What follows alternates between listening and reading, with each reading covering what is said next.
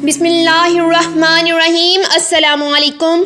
आज की इस वीडियो में हज़रत सुलेमान और मलका बिल्किस का वाक़या आपके साथ शेयर करूंगी। तो वीडियो देखने वालों से रिक्वेस्ट है कि आप हमारी वीडियो और चैनल को ज़रूर सब्सक्राइब किया करें और साथ मौजूद बेल के बटन को भी ज़रूर प्रेस किया करें ताकि आने वाली हर न्यू वीडियो आपको टाइम पर मिलती रहे।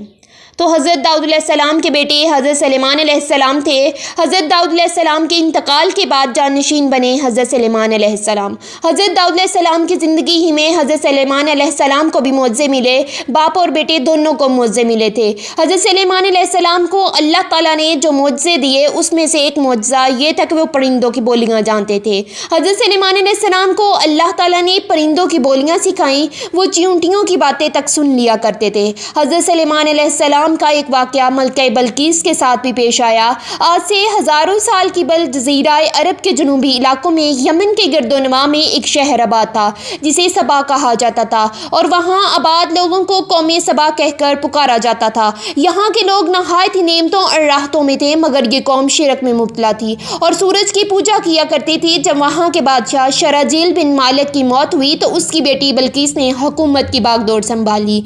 मलका बिल्किस एक काबिल औरत थी जिसने यमन पर 9 साल नहायत ही खूबसूरती से हुकूमत की। दुनिया के बेशतर इलाकों में जो तजारत होती थी वो सबाइयों के हाथ में थी। ये कौम नहायत ही दौलतमंद थी, मगर ये वो ज़माना था जब मशरिक से मगरिब तक एक अजीम मुवह्हिद बादशाह की ताकत पर हुकूमत और जाहो जलाल का डंगा बजता था। हज़रत सुलेमान अलैहिस्सलाम की हुकूमत दुनिया के बेशतर ममालिक में थी, जिसका दारुल खुलाफा यरूशलेम शहर था। आपको हवा, जिन्नात, चरिंद परिंद और जानवरों पर हुक्मरानी अता की गई थी।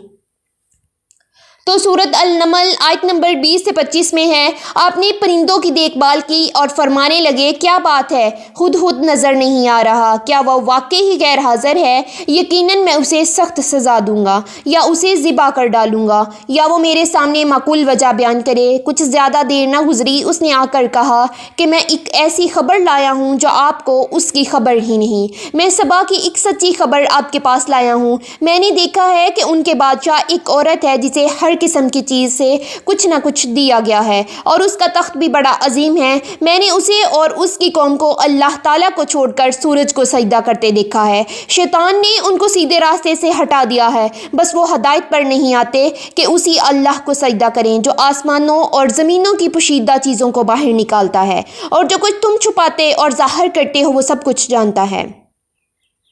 हज़रत सुलेमान अलैहिस्सलाम सुनकर हैरान हुए और कहा कि हम अभी तुम्हारी बात की तस्दीक करवा लेते हैं। सूरत अल-नमल आयत नंबर 27 और 28 में है, हज़रत सुलेमान ने कहा, अब हम देखेंगे कि तूने सच कहा है या तू झूठा है। मेरी इस खत को ले जा और उन्हें दे दे, उनके पास से हट आ और देख वो क्या जवाब देते हैं। तो हज़रत सुलेमान अलैहिस्सलाम ने ख़त रवाना किया जो कुछ यूँ था, शुरू अल्लाह के नाम से जो बड़ा मेहरबान और रहम फरमाने वाला है। ये इज़्ज़त वाला ख़त सुलेमान इब्ने दाऊद की जानिब से मलका सबा बिल्किस की तरफ है, जो हदायत की पैरवी करे उसके लिए सलाम की है। मुझ पर गलबा की ख्वाहिश न करो, मेरे मुकाबले में सरकशी इख्तियार न करो, बल्कि फरमाबरदार और मती होकर मेरे पास आ जाओ।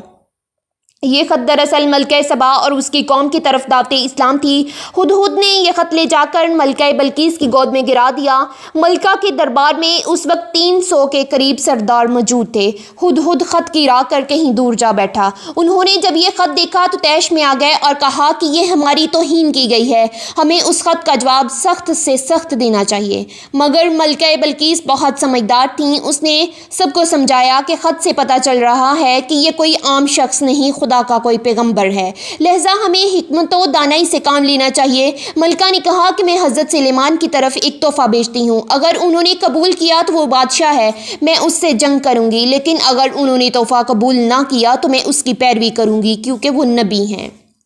हुदहुद ने ये सारी गुफ्तगू सुन ली थी और ये सारी गुफ्तगू हज़रत सुलेमान अलैहिस्सलाम को आकर बताई। हज़रत सुलेमान अलैहिस्सलाम ने अपने जन्नात को हुक्म दिया कि दरबार को सोने और हीरे जवाहरात से मुज़य्यन कर दो।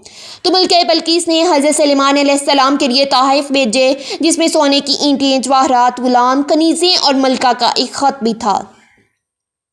सूरत अल-नमल आयत नंबर 36 और 37 में है, पस जब कासिद सुलेमान अलैहिस्सलाम के पास पहुंचा तो आपने फरमाया, क्या तुम माल से मदद देना चाहते हो? मुझे तो मेरे रब ने इससे बहुत बेहतर दे रखा है जो तुमने मुझे दिया, बस तुम ही अपने ताइफ से खुश रहो।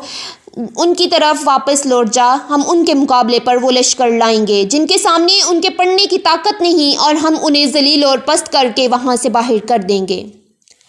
جب یہ خبر ملکہ بلقیس کو ملی تو وہ سمجھ گئی کہ وہ واقعی اللہ کے نبی ہیں، لہذا اس نے جنگ کی بجائے حضرت سلیمان علیہ السلام کے دربار میں حاضر ہو کر اپنی اطاعت کا یقین دلانے کا فیصلہ کیا۔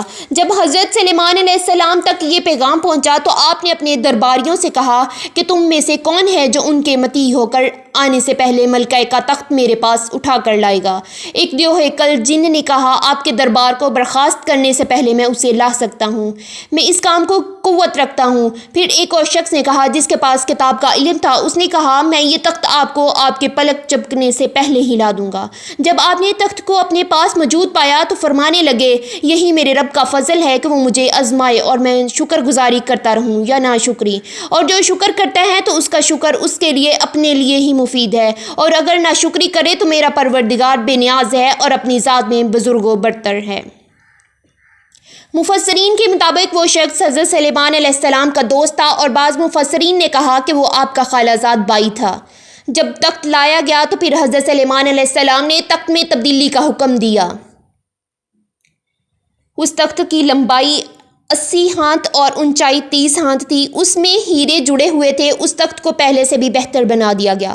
جب ملکہ بلقیس حضرت سلیمان علیہ السلام کے دربار میں حاضر ہوئیں تو آپ نے پوچھا کیا تمہارا تخت بھی اسی طرح کا ہے؟ اس نے کہا یہ تو ہوں بہوں میرے تخت جیسا ہے، ہمیں تو پہلے ہی معلوم ہو گیا تھا اور ہم فرمانبردار ہو چکے ہیں۔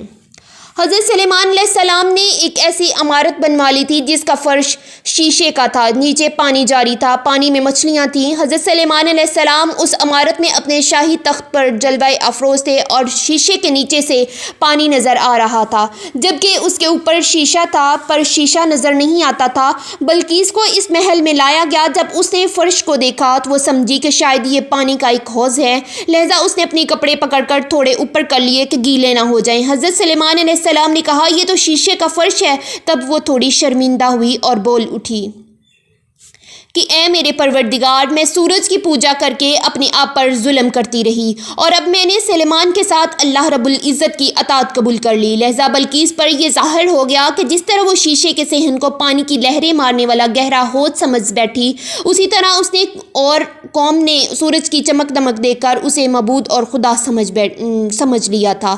وہ اپنی غلطی پر بہت شرمندہ ہوئی۔ بعض مورخین نے لکھا ہے کہ ملکہ بلقیس مسلمان ہو گئی اور حضرت سلیمان علیہ السلام کے نکاح میں آ گئی۔ تو نیکسٹ ویڈیو کے لیے ٹیک کیئر، اللہ حافظ۔